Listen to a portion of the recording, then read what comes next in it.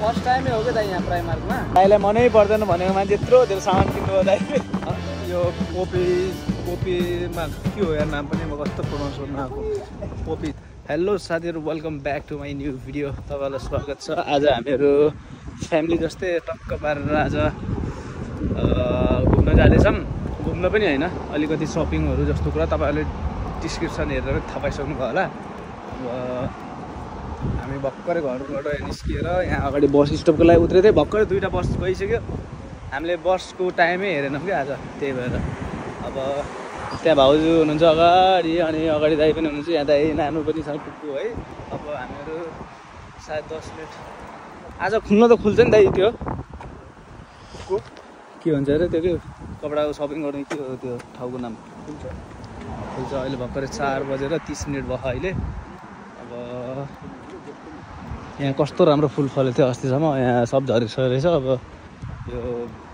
अब फेरि फल्छ त अघि हामी रेडी भयो कति 2 बजेतिर रेडी भएर निस्किनु लाग्थ्यौँ त्यति बेला पानी पर्ला यस्तो भएर बादल कस्तो भएको थियो है अघि फेरि अहिले घाम लगाइरहेको त्यही भएर हामी फेरि सिधै निस्केको अहिले 4:30 भयो अब हेरौँ के हुन्छ आज के गरिदियो त यता के गरिदियो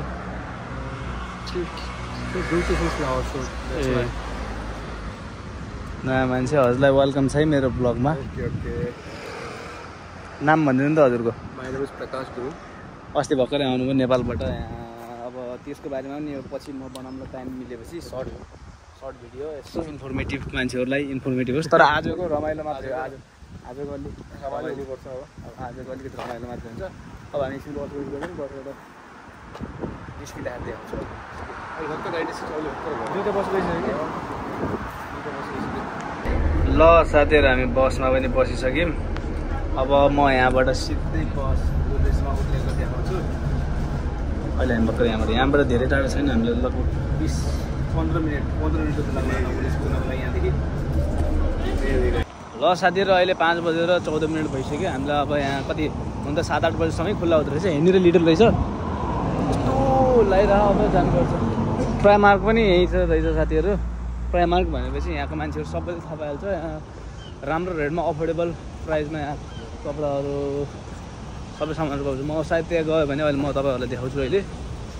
खै त लिडल जाने भनेको होइन र कहाँदेखि लिडल जाने हजुर हुन्छ दाइहरू लिडल जाने भनेको त्यहाँ लिडलको अलिकति आस्था जाम भनेर आस्था आयौँ हामी यहाँ एकदम ठुलो रहेछ यहाँ आस्टाहरू सबै ठुलो छ आस्टा भयो लिडल भयो यो आस्टामा पनि प्राइसहरू अलिकति अरूभन्दा सस्तो पाउँछ भनेर सुनेको थिएँ मैले हेर भित्र के कतिको रहेछ ल साथीहरू हामी अहिले भर्खरै प्राइमार्कमा पुग्यौँ यहाँ म अहिलेसम्म मेरो फर्स्ट टाइमै हो क्या दाइ यहाँ प्राइमार्कमा अब यो काट्नु पर्ला दाइले भन्नुभएको र यहाँ राम्रो राम्रो कपडाहरू पाउँछ भनेर अब हेर केटाकेटी सबैले कहिले भने मलाई त मन पर्दैन यो कुरा चाहिँ म मान्दैन अब हेर भित्र कस्तो पाउँछ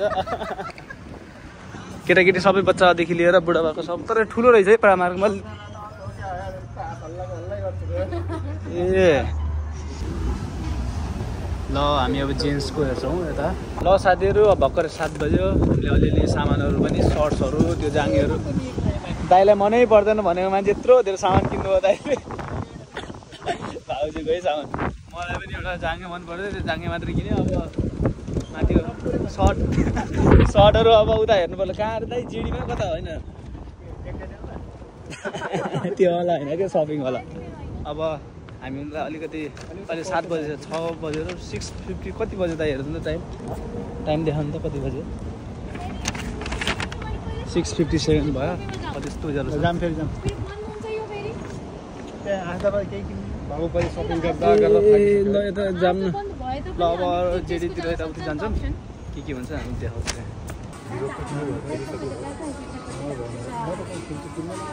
हजुर नकिन्ने हजुर अस्ति भर्खर किन्नुभयो त एउटा यो कुन ल साथीहरू सपिङ भइसक्यो जेडी ज्याक डेनियल होइन है साथीहरू फेरि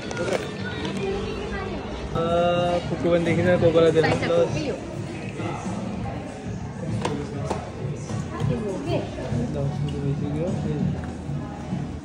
यति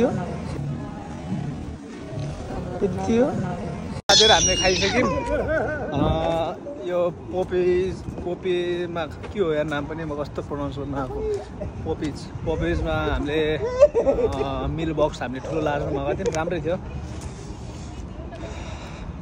विङ्स खाने भनेर आएको फ्राइज मात्र खाएर आए जस्तो भयो धेरै थिएन है क्वान्टिटी त अनि अहिले 6 बजेर 15 मिनट भयो अब हामी अलिकति सामान आश्रादेखि ल्याउनु छ त्यहाँ आश्रादेखि सामान लिएर अब सरी अलिकति सामान लिएर अब सिधै हामी घर जान्छौँ अझै पनि यस्तो उज्यालो छ घाम लागिरहेछ यार के भन्छ अरे अब आज घुम्ने त त्यस्तो प्लान खासै केही पनि थिएन अब यत्तिकै बाहिर निस्क्यौँ भनेर अब यो चाहिँ एउटा सानोतिनो सपिङ भयो त्यो म तपाईँहरूलाई नेक्स्ट भ्लगमा देखाउँछु अब यो मेन चाहिँ हामी आज के कारणले आएको हो भनेर